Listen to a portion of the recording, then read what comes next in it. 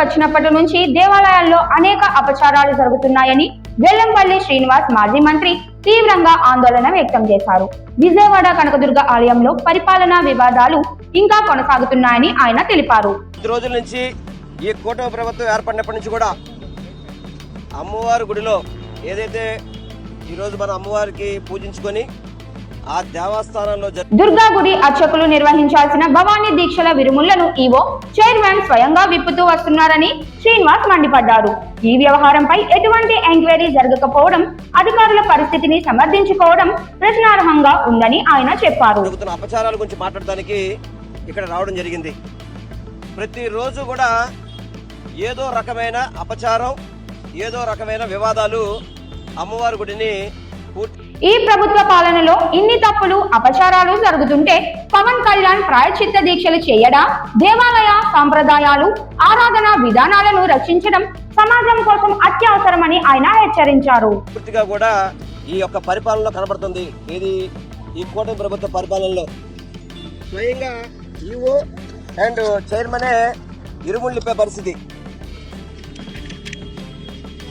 Chairman Srinivas ఈ సమస్యపై ప్రభుత్వం వెంటనే చర్యలు తీసుకోవాలని, ఆ నియమాలు, అపచారాలను ఆపాలని, ప్రజల విశ్వాసం మరియు ఆలయ ఆధ్యాత్మికతను కాపాడాలని స్పష్టం చేశారు.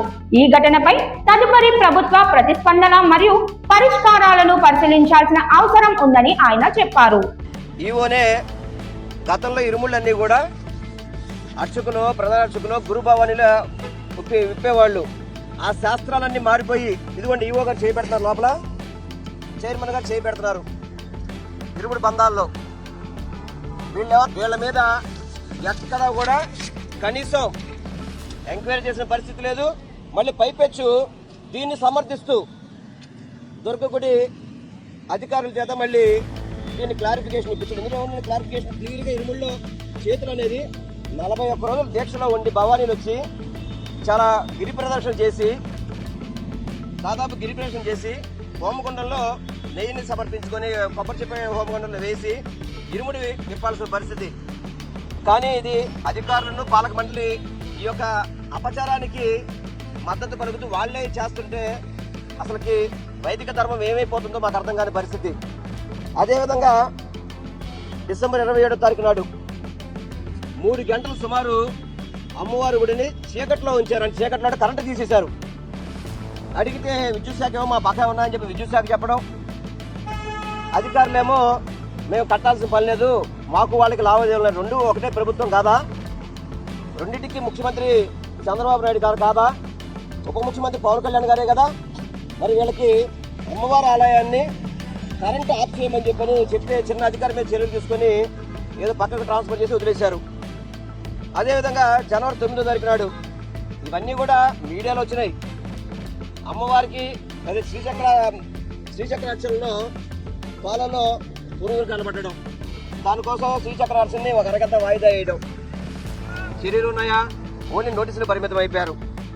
అదేవిధంగా ఎవరో షాప్ యజమాని పుట్టినరోజంటే కేక్ కటింగ్ కోసం కేక్ పట్టుకొచ్చారట. అదేవిధంగా